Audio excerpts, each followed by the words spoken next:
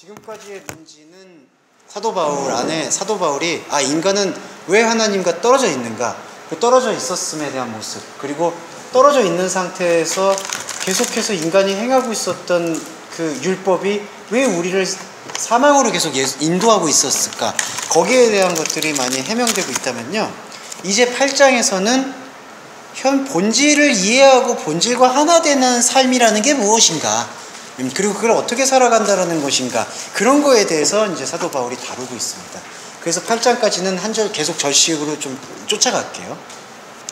1절에서 보시면, 그러므로 이제 그리스도 예수 안에서 숨쉬는 이들에게는 심판의 지배가 있을 수가 없습니다.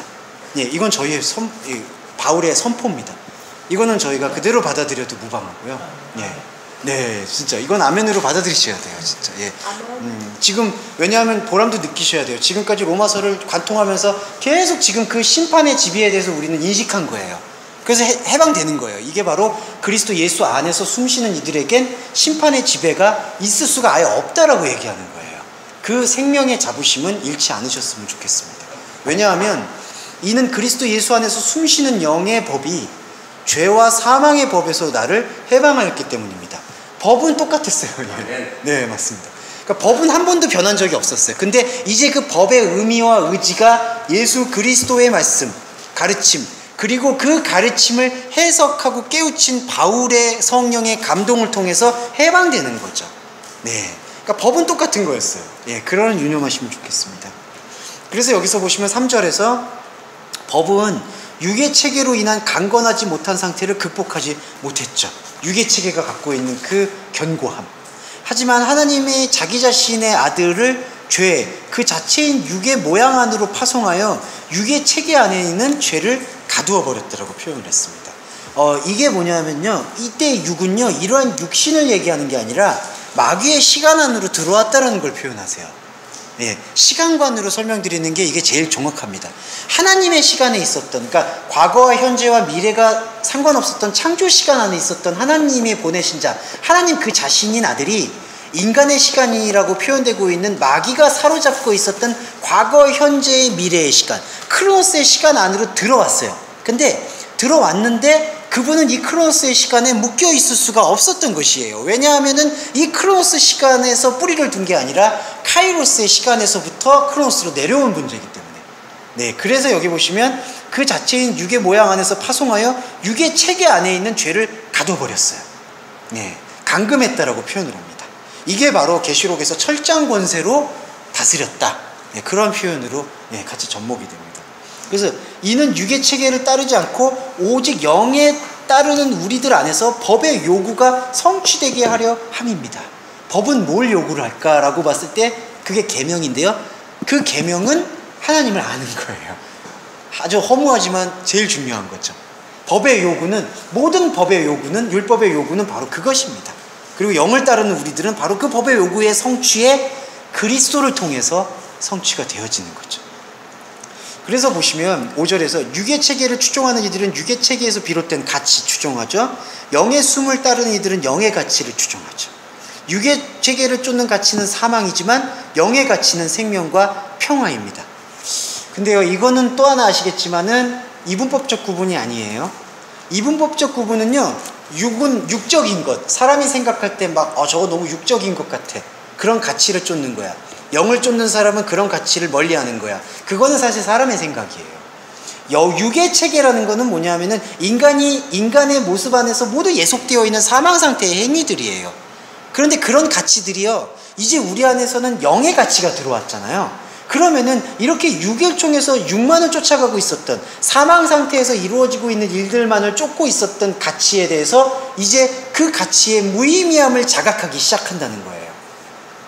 지금 여기 모이신 분들이 그거를 실감하지 못하실 수도 있지만 계속하는 한번 삶을 돌이켜보세요. 그리고 정말 죄송한 말이지만 주현 선도님 진주초대교회에 계시다거나 이전에 계셨을 때의 삶과 지금의 생각을 한번 비교를 해보세요.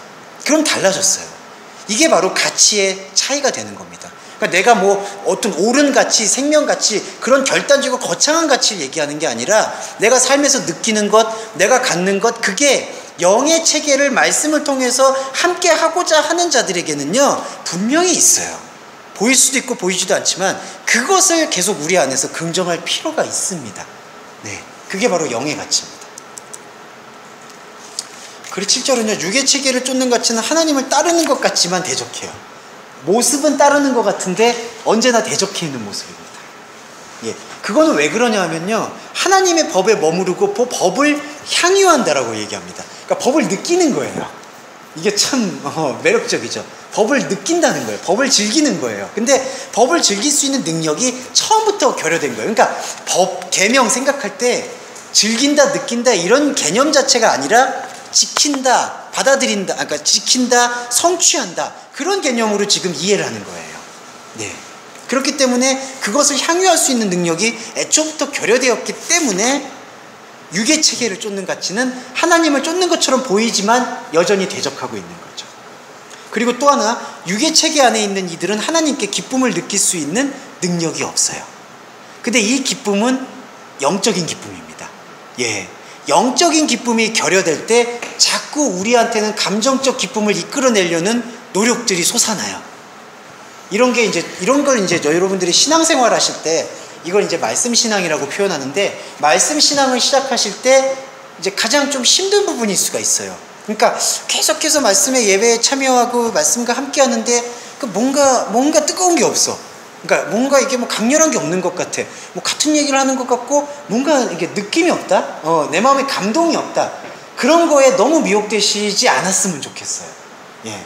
그러니까 뭐 맨날 그냥 이성적이어야 돼, 차가워야 돼, 그것도 아니지만 또 어떤 맨날 내 마음속에 완전한 감동이 있어야 돼, 완전한 변화가 있어야 돼, 그런 생각도 내려놓으시기를 바라요. 그래야지 진짜 기쁨이 들어오는 겁니다. 네. 쏠리는 건 네. 감동병인가요? 예. 아니 근데 들어오는 감동을 일부러 막을 필요는 없겠죠. 그리고 한사모님과의 관계에서 한사모님이 진짜 감동적인 모습을 보여줬을 때 이제 참아야 돼, 이거는 육의 감동이야, 이러면 진짜 안 돼요. 그리고 죄송한데 그걸 주목사가 그렇게 얘기했어, 그렇게 얘기하시면 진짜 안 되는 거예요. 예. 그러니까 감동이 느껴지면 감동을 느껴지는데, 아까도 말씀하신 것처럼 감동병이 되면 안 되죠. 그러니까 그것도 사실 종교 중독이거든요, 냉정히 말하면. 계속해서 뭔가, 방언도 죄송하죠, 계속해서 유창한 방언이 나와야 돼, 계속해서 종교적인 유창한 것이 뭔가가 나와야 돼. 근데 목사님들이 좀 그런 것들이 더 강박이 좀 있는 것 같아요. 죄송합니다. 내가 목사인데 그래도 뭔가 확 나와줘야지 성도분들을 이끌 수 있어야 된다라는 그 강한 카리스마를 어떻게 유지하기 위해서 자꾸 오버액션을 이제 시작을 하게 되고, 뭐 죄송합니다. 전태식 목사도 이제 처음에는, 좀 목사님도 처음에는 아마 모르겠어요. 근데 계속해서 이제 그 오버액션이, 네, 그러면서 이제 말씀을 찾다 보니까 이제 개념은 잘못됐죠, 말씀은 찾게 되죠. 그러니까 이제 율법의 관점에서 딱 들어맞을 수 있는 말씀들을 하나하나 꿰다 맞추다 보니까 또 말씀이 그러다 보면 들어맞거든요. 예, 이거 현상으로도 관주 성경이 돼요. 예, 현상에 복 받는 걸로 찾는다 그러면 이게 하나 둘 셋 넷 다섯 개만 찾아도 쫙 연결돼요. 예, 그거 목사님 좀 그런 말씀 조합들도 경험해 보신 적이 있으시기 때문에 아마. 예. 그러니까 사람들이 드는 생각이, 야, 말씀에서 이렇게 얘기하니까 하나님이 복 주는 거네요. 이렇게 지금 되는 게 강한 것 같아요. 제가 처음에 여기 동서가 들고 왔을 때 너무 많이 힘든 거예요. 말씀이 이해가 아예 안 되지가 아니라 색깔이 너무 다른 거예요. 그러니까 색깔이 달라는데 무슨 색깔이 다르냐면 은혜가 몸을 치닫게 되는 임재는 어떤 느낌이 말씀으로 확 와서 은혜를 확 내가 느껴서 집에 가지고 가는 그런 은혜가 없다 보니까 너무 이건 내가 정말 말씀에 대한 은혜를 내가 완전히 받고 가나? 내가 이렇게 정말 알고 가는 건가? 보통 일반 예배 나오니까 말씀 듣고 가는 은혜를 받잖아요. 몇 개월째 그랬던 것 같아요. 어떤 때는 내가 이해를 분명히 했는데 실질적으로 내가 은혜를 받고 있는 어떤 뜨거움이 없는 거예요. 그래서 정말 제가 이렇게 남았어요. 맞아요. 그게 힘드셨을 거고. 저도 항상 부담. 깨져가는 부분이 가장 힘들었던 것 같아요. 우리 어느 순간에 그게. 예. 그리고 목사인 저로서는 항상 그런 부담은 있어요. 일주일마다 힘들게 일하시고 오셨는데 뭔가 그 인간적인 감동을 확 줘가지고 또 일주일을 살아갈 수 있게 그러면은 막 이렇게 뭔가 뜨겁게요. 그래서 내가 지친 몸을, 육신을 이렇게 힐링하고 일주일 동안 그렇게 해야 되는 게 아닌가라는 생각이 얼핏 들기도 하지만, 네. 근데 말씀이 그런 부분을 얘기하는 게 아니라서, 변명 같지만 이렇게 힘든 시간에 여기까지 모셔가지고 이렇게 하는 게 저도 마음에 부담이 없지는 않지만, 그렇지만은 계속 이 안에 느껴지는 이 기쁨에 대해서 포기하지 말으셨으면 좋겠다. 보이지 않는다고 해서, 만약에 체감되지 않는다고 해서 우리 안에 이걸 지류라고 얘기하거든요. 이 물의 흐름이 이 지류가 다 좌우를 해요. 밑에 물입니다. 이 밑에 물이 끌고 가는 거예요. 위에 물은요, 아시겠지만 다 허망하게 사라져버릴 수밖에 없어요. 근데 마지막 밑에 물의 지류는 끝까지 살아남습니다. 그렇기 때문에 육의 체계 안에 있는 일이 갖고 있는 기쁨만으로 우리가 계속해서 살아가는 것들은 항상 이 교회 안에서는 종교적으로 오버액션을 일으킬 수가 있습니다. 네. 유나의 표적을 말씀해 주세요. 네. 예. 자, 그리고 들어갔습니다. 예. 그리고 이제 9절에서는요. 만일 하나님의 영이 당신들 안에 새로운 집을 짓는다면 당신들은 더 이상 육의 체계 안에 있지 않고 영 안에 있습니다. 예, 이게 새로운 집의 개념입니다. 그리고 이 개념은 예수님께서 말씀하신 바 반석 위에 세우는 집이라고 표현을 하셨습니다. 예. 예. 이게 오이코스죠. 예, 맞습니다. 예. 이게 바로 우리한테 느껴지지 않아도 하나님께서 당신의 영을 통해서 주도적으로 우리가 살고 있는 시간 동안에 계속해서 지어져 나가고 있는 집이에요. 네. 그리고 우리는 이 집에 거해야 돼요. 내 아버지 집에 거할 곳이 많다라고 얘기하잖아요. 그게 여기예요. 예. 그러니까 우리가 계속해서 이 말씀의 관점과 합류점을 지금 이 육의 체계 안에 짓는 집이 아니라, 그건 죄의 집이고요. 이 영의 체계 안에서 짓는 집, 새로운 집, 거기에 주목하실 필요가 있습니다. 그렇기 때문에 하나님의 나라는 육신이 죽어서 가는 것이 아니에요. 육신이 죽어서 갈 수 있으려면은 바로 지금 우리 안에서 하나님 나라가 우리 마음 안에서 실현이 되어지고 부활이 우리 안에서 하나님의 생명력으로 채워져야 되는 거예요. 네, 그래서 새로운 집을 짓는 그 행위가 우리의 신앙 행위, 그리스도인의 정체성이 됩니다. 그래서 누구라도 그리스도의 그 영을 소유하지 않는다면 그 사람은 그리스도의 숨을 쉬는 이가 아닙니다. 이렇게 얘기했습니다. 예, 그 다음에 11절은요. 10절은 넘어갈 수 있었고요. 11절은 예수를 죽은 이들로부터 일어나게 한 그리스도의 영. 그리스도의 영이 당신들 안에 새로운 집을 짓는다면 당신들 안에서 그 집을 견고해야 하는 그의 영을 통하여 사망에 속한 당신들의 몸 역시 살려낼 것입니다. 요거는 요런 의미로 이해하시면 돼요. 우리의 존재는 지금 약간 복합적입니다. 우리 안에서 그리스도의 영이 만들어 나가고 있는 새로운 집이 있어요. 새로운 집이 지금 지어져 나가고 있습니다. 하지만 이 새로운 집이 계속해서 견고하게 되어지려면은 나라는 존재의 인생 전체에 걸쳐서 계속해서 지어지고 있었던 죄 안에 있는 집들이 허물어져야 된, 사망에 속한 집들이 허물어지는 일들이 계속해서 반복되어져야 돼요. 이거 이해하시죠? 그러니까 하나님의 집이 우리 안에서 새로운 집이 계속해서 견고히 되려면은 우리가 쌓아 올리고 있었던 바벨의 집들이 계속해서 허망하게 흘려내버릴 그 집들이 허물어져야 되는 거예요. 그게 바로 사망에 속한 당신들의 몸을 살려내는 거예요. 네. 그 이해되시죠? 네. 그래서 천국을 침노한다라고 얘기했을 때 이게 정복하거나 쟁취한다라는 뜻이 아니라 우리 안에 집을 짓고 있는 그리스도의 영이 계속해서 숨을 쉴 수 있도록 우리가 계속해서 열어놓아야 될 의무가 있는 거예요. 그건 그러면 우리는 어떤 의무냐? 이게 12절에 나옵니다. 형제들이여, 우리는 의무를 가졌습니다. 오페르레마죠. 예. 그것은 새로운 의무입니다. 이 새로운 의무는 예전 의무와 다르다는 거죠. 이 의무는 육의 체계를 따라 살아가는 육의 가치와 무관합니다. 왜냐하면 육의 체계를 따라 살아있음을 확인받으려 한다면 반드시 죽어요. 그러니까 육의 체계 안에서 예수를 쫓는 거는 죽음이에요. 죄송한 말씀이지만 좀 극단적으로 얘기해서는 죄송합니다. 하지만 육의 체계 안에서 예수 그리스도는 육의 체계 안에 원래 머물러 있는 존재가 아닌 거예요. 근데 육의 체계 안에서 예수를 쫓게 되면은 반드시 죽지만 당신들이 영으로서 몸을 강요하는 모든 것들을 사망으로 돌린다면 당신들은 당신 자신들에 대해 참 생명을 확인받게 된다라고 되어 있습니다. 한글 번역의 아쉬움과 대조해 볼게요. 이거는 좀 대조가 필요해서요. 이런 게 지금 번역의 아쉬움이에요. 13절에 보시면요. 영으로서 몸의 행실을 죽이면 산다라고 되어 있어요. 이거 그래서 죄 죽임이라는 게 여기서 나오는 거예요. 근데 이렇게 죽이는 게 아니에요. 영은요, 우리 안에서 활동하고 지금 새로운 집을 짓고 있잖아요. 이거는 우리가 하는 게 아니에요. 아시겠지만 우리 안에서 새로운 들어오신 영, 말씀으로 활동하는 영이 우리 안에서 역사하는 거예요. 그 역사가 우리가 지금까지 육의 체계 안에 사로잡혀서 몸에 강요하고 있는 모든 것들이 사망이었음을 계속해서 들려주는 거예요. 그게 한글 번역으로 되어져 있는 의미입니다. 영으로서 몸의 행실을 죽이면 산다. 이거 영이 도구가 되는 거예요. 이렇게 되면은 영으로서 몸의 행실을 죽인다. 그러니까 예수 그리스도의 이름으로만 물러가라 이렇게 얘기하잖아요. 예. 그런 축사는 그러니까 영으로서 몸의 행실을 막 죽인다라고 하는 거죠. 그러니까 기도와 간구와 헌금과 헌신과 근데 자꾸 그런 것을 현상으로 지금 계속해서 보게 되는 거죠. 이런 게 번역이 계속 지금 번역이 첫 흐름이 잘못되니까 지금 뒤의 흐름은 정말 가관이에요. 죄송한 말씀이지만 규범 이야기 나올 때는 막 다 뭐 극복해라, 이겨야 된다, 위에 있는 권세한테 굴복해야 된다, 뭐 이런 식으로 다 현상적으로 풀고 있습니다. 예.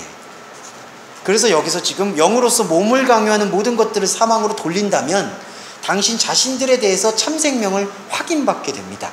그 다음에 14절에서는요, 하나님의 영으로 인해 지속적으로 인도받는 것만큼 당신들은 하나님의 아들로 살아가는 것입니다. 여기 14절에서요, 지속적인 인도는 우리가 살고 있는 시간을 견디게 만들어주는 은혜의 선물입니다. 아까 전반부에 그 진노의 유예라는 거 들어보셨죠? 그러니까 우리는 진노받을 수밖에 없는 자녀인데 그리스도께서 우리의 죄를 덮으셔서 우리의 시간 속에서 사망에게 있었던 예속된 시간을 밀어버리는 거예요. 하나님의 시간으로. 네. 그게 진노의 유예고요. 여기서 하나님의 영으로 지속적으로 인도받는 겁니다. 그러니까 우리 그리스도인이 계속되는 하나님과의 상관성, 이면적 유대인으로 존재한다면은 우리는 하나님으로 지속적으로 인도를 받는 거고요. 그게 아들로 살아가는 삶이에요. 그게 워치만이라고 해서 지방교회에서 얘기하는 영에 속한 삶의 본질이에요. 예. 그리고 그분은 교리가 자체가 잘못된 거고, 예, 그거는 비교하는 건 아닙니다. 예. 네. 그리고 15절에서, 그 영에 속한 삶이라는 것도요, 죄송한 말인데, 제가 십몇 년 전에 쓴 영어예요. 예, 근데 그게 한글로 번역돼서 영에 속한 사람이라고 나와가지고, 제가 원래 죄송해요. 뭐 저작권을 주장하려는 건 아닌데, 에크포니마토스라고 영에 속한 거다, 이런 표현을 제가 썼거든요. 근데 이제 그 번역하시는 분이 이제, 워치만이가 중국어는 영에 속했다라는 표현을 쓰지 않았는데, 그걸 영에 속한 거라고 해가지고, 예. 그걸 이렇게 많이 표현을 했죠. 그리고 이제 지방교회 얘기해서 좀 죄송한데, 지방교회라든지 십자가를 너무 강조하는 그러한 교회에서는 이 구절이 되게 강조돼요. 아까 그 영의 행실을 영으로서 몸의 행실을 죽이는 거. 그러니까 십자가의 피와 보혈을 힘입어서, 성령을 힘입어서 몸의 행실을 죽이는 거라고 생각을 해요. 예. 위트니스리가 그걸 더 강화했어요. 그러니까 영에 속한 사람의 증거는 행실을 죽이는 사람이다. 그 죽이는 삶을 살고 있는 사람만이 영에 속한 사람이다. 아니면 마귀로부터 태어난 거다. 예. 그러니까 이런 번역이나 해석이 지방교회를 지배하고 있기 때문에 뭘 기존 교회에서 이단이라고 비판하는 것도 문제성은 많지만, 그 비판할 수 있는 논지도 문제성이 많아요. 그렇지만은 지방교회 안에서도 자신들이 뭔가 영에 속한 사람이다라는 그 영적 우월성을 갖고 있는 것들이 제가 되게 불편하더라고요. 그러니까 자신들은 영에 속한 삶이고, 근데 또 불안한 거는 자신들도 영에 속했지만 어느새 육에 속할 수도 있다라는 게 잠재적으로 있더라고요. 거기서 해석하는 건 성령 회방이 영에 속해 있었어도 몸의 행실을 죽이는 일이 일어나지 않으면, 혹은 육에 속한 것을 속하는 것을 동경하게 되면 육에 속하고, 그러면은 구원과 상관없는 자가 된다라고 이제 가르치게 되는 거죠. 예. 그러니까 그렇게 진짜 맞는, 그걸 액면그대로 따지면 아무도 구원 못 받죠. 그렇게. 예, 그럼 다 육에 속한 거죠, 뭐. 교회가 의외로 많아요. 예, 많아요. 알게 모르게 너무 많이 퍼져요. 예. 그러니까 우리가 현상적인 거 잠깐 설명을 드릴게요. 자꾸 이제 우리가 이 현상적으로 보면요, 자꾸 뭐 대중화된 교회가 있고 대중화된 교회를 비판하는 교회가 있는데, 마치 그 대중화된 교회, 그러니까 뭐 일주일에 조금 뭐 얘기하고 세상적인 말 하면서 그냥 성도들하고 그냥 이렇게 쎄쎄쎄하는 모임처럼 이렇게 즐겁게 유화된 그러한 어떤 세상 교육만 가르치는 교회를 문제시 삼아서 하나님의 진노와 공의와 어떤 몸의 행실에 대한 개탄이나 막 타락에 대해서 막 쏟아붓는 듯한 그러한 설교를 하는 설교자나 그러한 목회자들을 어떤 참목자라고 생각하는 경우가 있는데요. 근데 냉정하게도 그런 분들의 말들 안에 내면을 들어가 보면은 다 말씀에 대한 해석도 이미 개념이 조금 어긋나 있고요. 그리고 말씀에 대한 적용도 매우 신경질적이고 상당히 정죄감이 강한 것을 볼 수가 있어요. 그러니까 막 현상적으로 다 타락했고 목회자가 막 1억 뭐 연봉을 받고 막 그런 것들을 막 비판을 하잖아요. 그런 비판을 하시는 분들 안에 해석의 관점이 결여가 돼 있다면은 이게 문제가 심각해지는 거죠. 왜냐하면은 한번 그런 식으로 해가지고 내가 영적 우월감에 사로잡히잖아요. 근데 그 영적 우월감의 바탕이 복음이 아니다. 그들은 복음이라고 얘기하지만 사실은 그게 복음의 베이스가 아니거든요. 그 복음의 베이스가 아닐 경우에는 계속해서 언젠가 우리들도 허물어질 수가 있다라는 강박관념 속에서 계속 오버액션을 하는 거예요. 네, 이 부분이 조금이 아니라 조금 좀 인식하셔야 될 문제성이라고 볼 수가 있습니다. 진짜 좀 죄송한 표현이지만 순회선교단도 지금 그 딜레마를 계속 오버액션 하고 있는 부분을 볼 수가 있는 거죠. 네. 그건 좀 말씀드리고자. 왜냐하면은 지금 이 8장에서는 지속적 인도, 새로운 집 짓는 것, 이러한 행위들이 우리가 어떤 상대방을 비판하고 비난해가지고 얻어내는 그런 열매나 그런 것들이 아니고 또 뭐 세상의 교회가 타락을 했다. 그 타락을 되돌려야 된다. 몸의 행실을 죽여야 된다. 이러한 또 행동을 동기를 유발시키려는 그러한 행동들을 통해서 일어나는 게 아님을 분명히 해야 되기 때문에 우리의 영적 생활의 핵심은 그런 것이 아니다라는 것을 말씀으로 계속해서 흡수할 필요가 있습니다. 네.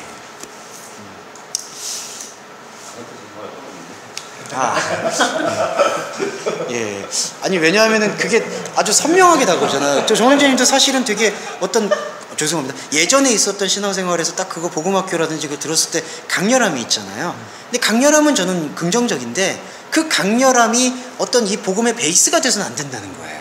왜냐하면 그 강렬함을 도구로 다시 또 사용을 해야 되고 강렬함이 떨어졌다고 생각했을 땐 또 강렬하게 가야 되고. 예. 예, 그렇죠. 네. 그러니까 형제님도 앞으로 삶을 끌어가실 때 이 십자가 정신을 이런 인식으로 가져가시면은 그렇게 뭐 느슨해지지도 않고요. 또 뭐 그렇다고 해서 또 금욕적이지도 않고 그 생명의 깊이를 볼 수 있게 되는 하나의 실마리를 얻을 수 있을 거라고 저는 확신합니다. 네. 그래서 15절 보겠습니다. 그러니까 제가 이 양면적인 논리 속에서 자꾸 막 그 타락한 걸 비판하는 쪽이 좀 우위를 점하고 있는데, 근데 그게 되게 아쉬워요. 왜 아쉽냐면은 자꾸 말씀을 가지고 말씀에 이렇게 적혀 있다. 그거 아까 제가 예민하게 반응했던 게 그 몸의 행실이에요. 13절에서 몸의 행실을 막 영으로 죽여야 된다. 마치 내가 영의 칼을 갖고 있는 사람처럼. 이렇게. 그래서 제가 잘못된 거예요. 그거는 분명히 영이 주체가 돼야 되는데. 근데 내가 영을 소유한 자처럼. 그리고 그 소유에 대한 확증을 또 현상적인 걸로 보는 거죠. 아, 저 사람 지금 영적이야. 아니면 저 사람 지금 영빨이 떨어졌어. 저 사람 지금 그러니까 막 저 목사님 강대상에서 힘을 잃었어. 그게 이제 영적으로 떨어졌어. 뭐 영적으로 높아졌어. 뭐 이런 식의 평가들은 곤란합니다. 네. 그리고 15절에서는요. 목사님 영적이세요? 역발이 어떻게 떨어졌나요? 15절에서 죄송해요. 제가 이게 생각이 나서 너무 빨리 먹으면 제가 이제 제일 많이 들었던 말이 말씀을 나눌 때 당신은 너무 영적이지가 못하대요.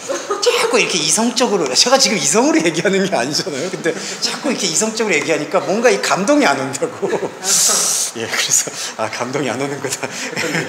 왜 했던 얘기 또 하냐고. 다 안다고. 그때 제가 여쭤보면 다 모르시는 것 같은데. 전혀 이해를 안 하신 것 같은데 주목사 얘기는 다 알아. 다 아는 얘기야. 근데 그게 중요한 게 아니야. 성도들에게 감동이 필요해. 뭐 이러고. 그래서 참 제가 예전에 그래서 감동 컴플렉스에 좀 시달렸었는데, 근데 복음은 그런 걸 얘기하는 것만 아닌 것 같아요. 그러니까 무감동을 얘기하는 것도 아니고 감동을 얘기하는 것도 아닌데, 감동에 사로잡혀서 뭔가 현상적인 것에 사로잡히는 것은 전혀 복음이 원하는 바와는 좀 다른 방향인 것. 그거는 확증하면 좋겠습니다. 그러면서 15절에서는 당신들은 다시 두려움에 예속된 종의 영을 받은 게 아닙니다. 종의 영은요, 다시 말씀드리지만 죽은 영입니다. 예, 영은 살아있을 때만 사실은 푸뉴마라고 얘기할 수가 있어요. 나머지는 죽은 영의 상태. 그래서 더러움의 영, 귀신의 영, 그게 영이 있다는 얘기가 아니라 죽어 있다라는 거예요. 죽은 상태에서 초자연적인 귀신적인 활동이 일어날 수 있죠. 예, 그렇게 생각하시면 됩니다. 왜 그러냐면요, 뭐 하나님의 영이 있고 귀신의 영이 있으면 이거를 이렇게 피라미드로 봐요. 하나님의 영은 이만큼 높은 분이고 귀신의 영은 이만큼 낮은 분이고, 그러면은 하나님의 영의 흡수가 잘 안 된 영적이지 못한 사람은 이 귀신한테 휩쓸린다. 예, 뭐 이렇게 정신력으로 이렇게 휩쓸려 버린다. 이제 이렇게 돼 버리기 때문에 예, 계속 그 영에 대한 관계는 좀 구별해서 볼 필요가 있어요. 영이라는 것을 존재라고 부르면 네, 그 존재는 누구일까요? 그 영의 존재는 저는 하나님이 보내신 자로 기축할 수 있을 것 같아요. 예. 예. 그 존재로 보면 그렇게 보고, 그럼 나머지 죽은 영은 죽은 영은 영이, 그러니까 존재가 없냐, 그렇게 보기보다는 어떤 하나님이 보낸 자의 영이 아닌 다른 것의 영향력, 그러니까 디아블로스 마귀의 영향력일 수도 있고, 그 다음에 사단의 영향력일 수도 있고, 거기 안에 존재일 수도 있고. 진정하고 네, 진정하지 않고. 네, 그렇죠. 진정하지 않는 상태에서 일어나는 일들. 근데 심리적으로도 보면은 그런 일들 안에서도 빙의가 일어나기도 하고 여러 가지 접신행위들도 많이 일어나죠. 예. 그러니까 죄송해요. 그런 접신행위들을 더 영이 센 사람이 쫓아내야 된다라는 게 이제 사실은 은사적인 추구를 하는 교회의 특성이 될 수가 있어요. 그러니까 강하게 눌러야 된다. 저 사람 지금 영적으로 나쁜 영의 기운이 많기 때문에 더 강한 영으로 이렇게 눌러야 된다. 예수의 영으로 눌러야 된다. 예, 그러면은 사실은 예수의 영이나 그 귀신의 영이나 또 죽은 영으로 편입이 돼버리기 때문에 그런 거는 경계해야 됩니다. 무당이잖아요. 예. 아니, 제가 이렇게 돌려서 얘기했는데 이렇게 말씀해 주시면 안 되죠. 하면 무당이잖아요. 아이, 그래도 이렇게 돌려서 얘기해야 돼요. 예. 예. 그래서 당신들은 아들로 확증되는 영을 받았으므로 아들로 세워진 영 안에서 아바 아버지라 부른다. 네. 예, 예. 아바 아버지라는 목사님 뭐 말씀해 주세요. 예, 예. 양복입니다. 양복이면 맞아, 꼭 양복을 입으시더라고요. 예, 예. 아, 양복이 예, 맞습니다. 예, 여기서 아바 아버지라는 것은 어떤 감격의 표현이 되고 하고요. 그 다음에 요거는 70인역하고 같이 연동시켜 보면 구약의 아버지하고 신약의 아버지를 또 통합한 개념이기도 합니다. 아바 아버지라는 개념이. 예. 그래서 여기서 이제 보시면은 상속자 개념이 또 17절에 나옵니다. 만일 자녀들이 상속자라면 이 상속자는 하나님의 상속자, 그리스도와 함께 상속받는다. 이 상속은요, 대대로 내려오는 상속이 아니라 영적인 상속이고요. 그 다음에 그리스도와 함께 생각 기반을 나누기 위해 그리스도와 함께 고난에 참여할 것입니다. 이 고난론이 나옵니다. 이제 고난론을 좀 설명을 드릴게요. 이 18절에서부터 이루어지는 이 두 번째, 이 단락에서 이 고난론에 우리가 받는 고난이 뭔가에 대한 실체가 규명이 됩니다. 여기 보시면요, 나는 확신합니다. 우리가 새로움 안에서 지속적으로 계시되는 하나님의 생각 기반을 향한다. 예, 새로움 안에서 지속적으로 계시되는 하나님의 생각 기반은 아까 말씀드렸던 마음으로 하나님의 법을 쫓고 육신으로 죄의 법을 쫓는 그 통합적 상황이에요. 그 상황이요, 하나님의 생각 기반을 향할 경우 지금 시간의 고난들은 이 계속되고 있는 계시와 부합되지 않는다라는 걸 확신합니다. 예, 요거를 풀어서 설명을 드리면은 지금 시간의 고난은요, 인간이 현상으로 겪는 고난입니다. 예, 종교적 고난이에요. 근데 뒤에 말하죠, 계속되고 있는 계시와 부합되지 않아요. 그러니까 종교와 믿음은 차이가 있어요. 종교는 재료고요, 믿음은 그 재료를, 그 껍질을 깨고 실체를 보는 거예요. 근데 여기서 사도 바울이 생각하는 고난은 지금 시간의 고난들은 아니라는 거예요. 예, 그러니까 현상으로 느끼는 고난을 감당하는 것이 자기 십자가의 전부가 아니라는 거예요. 물론 우리가 살다가 힘들어질 수도 있고 육신이 힘들 수도 있고 그러한 고난도 있을 수 있겠죠. 하지만 본질적인 고난은 그게 아니라는 거예요. 네, 이게 고난론의 핵심입니다. 계속되는 계시와 부합되지 않는다. 근데 이게 한글 번역에서는요, 어떻게 잘못되어 있냐면요, 이거는 좀 비교를 드려야 됩니다. 한글 번역은 이렇게 돼 있어요. 현재의 고난은 장차 우리에게 나타날 영광과 좋게 비교할 수 없다. 그러면 이거는 반대가 되는 거예요. 현재 고난을 겪으면 지금 고난을 겪지만 앞으로 올 영광에 전혀 비교할 수 없다. 그러니까 앞으로 올 그 영광을 생각하면서 현재의 고난을 견디기를 바란다라는 메시지로 읽히는 거예요. 근데 이 원전의 번역은 그렇게 되어 있지가 않아요. 제가 이걸 풀어서 번역한 게 이겁니다. 새로움 안에서 지속적으로 계시된 하나님의 생각 기반을 향한다면 현상의 고난, 지금 시간의 고난들은 계속되는 계시와 부합되지 않는다. 예. 그리고 피조물의 철저한 열망은 하나님의 아들들의 계시를 기대한다. 철저한 열망을 넘어서는 열망입니다. 그 다음에 20절에는요. 피조물이 공허한 것에 속한 것은 본래의 뜻이 아니요 오직 소망과는 무관한 것에 속하게 만든 그분의 섭리를 통해 이루어진 것입니다. 이거는요 어떤 해석이냐면요, 피조물은 공허한 것에 속해 있어요. 예. 그러면은 그 속해 있는 것을 발견하는 게 소망이에요. 네. 그러니까 피조물이 다 헛되라는 의미는요, 피조물이 다 의미론적으로 헛되다는 것만이 아니라 피조물이 헛되다라는 것을 발견하는 게 의미가 있다라는 뜻이에요. 네. 그래서 여기서 보시면요, 피조물이 공허한 것에 속한 것은 피조물 본래의 뜻이 아니라 소망과는 무관한 것에 속하여. 여기서 소망은 보이지 않는 소망이 아니라 보이는 소망에 대한 이야기입니다. 소망과는 무관한 것이 보이지 않는 소망이에요. 그 소망에 속하게 만드는 그분의 섭리를 통해서 이루어지고, 이 섭리는 어떤 섭리냐면 피조물 그 자체가 하나님의 자녀들의 우리 인간의 시간 속에선 찾아볼 수 없었던 전무후무한 자유 안에서 시간의 굴레에 얽매인 종의 모든 굴레, 여기서의 시간은 하나님의 시간이 아닌 인간의 시간입니다. 인간의 시간 안에 굴레에 얽매인 종의 모든 굴레로부터 자유로워질 것이다. 이게 하나님의 섭리입니다. 그 섭리를 견디는 게 고난이에요. 네. 현상적 고난은 아니에요, 사실은. 네. 그래서 이런 것들이 있습니다. 22절에서 모든 피조물이 지금이란 시간의 굴레를 겪어내면서, 지금이 뭡니까? 현상이죠. 현상을 겪는 거예요. 하지만 현상을 겪어서 현상을 견뎌서 현상에 견딘 어떤 결과물을 열매로 내는 게 아니라는 거예요. 무슨 말씀이냐? 현상을 겪으면서 현상 안의 본질을 이해해서 그 본질로서 생명의 처음 열매를 쏟아내는 거예요. 그게 여기 나왔습니다. 함께 고통하며 함께 출생의 열망에 참여하는 것입니다. 이게 생명을 출현시키는 거예요. 시간의 굴레를 겪어내는 거는요, 이걸 현상을 그냥 견딘다는 얘기가 아니라 현상을 통해서 늘어난 본질로서 본질의 열매를 맺는 것을 시간의 굴레를 겪어낸다라는 거예요. 그래서 이를 우리의 현실로 환산해서 보면 영의 처음 열매를 품는 우리도 우리 안에서 스스로 갈망의 찬탄을 쏟아낸다. 아들로 세워지는 열망, 몸의 구속. 그러면서 이제 소망을 이렇게 표현합니다. 24절에서 보이는 소망은 소망이 아닙니다. 현상이라는 건요, 그 현상이라는 건 안에 보이지 않는 것도 있잖아요. 그게 뭐냐면은 내가 무슨 일을 소망해, 나는 무슨 일을 기대해, 그런 소망은 소망이 아니라는 거예요. 보이지 않는 것, 우리가 체감할 수 없는 소망이 사실은 궁극적 소망이에요.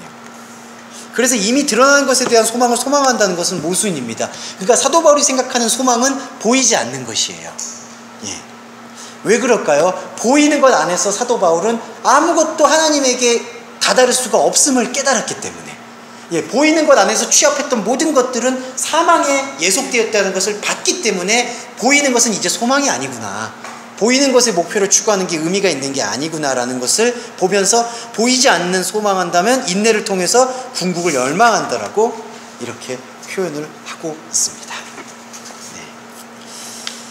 네. 예, 그리고 요 8장의 후반부 구절은요, 이거는 지금까지 얘기했던 부분과 거의 유사하고 일치합니다. 네, 그래서 요것은 그냥 넘어가도 괜찮을 것 같고요. 이제 9장부터는 핵심으로 짚어나가는 시간으로 끌어가겠습니다. 네, 그럼 좀 더 10분 쉬셨다가 이제 거의 1시간 정도 남았으니까요. 예, 마지막이다 생각하시고 예.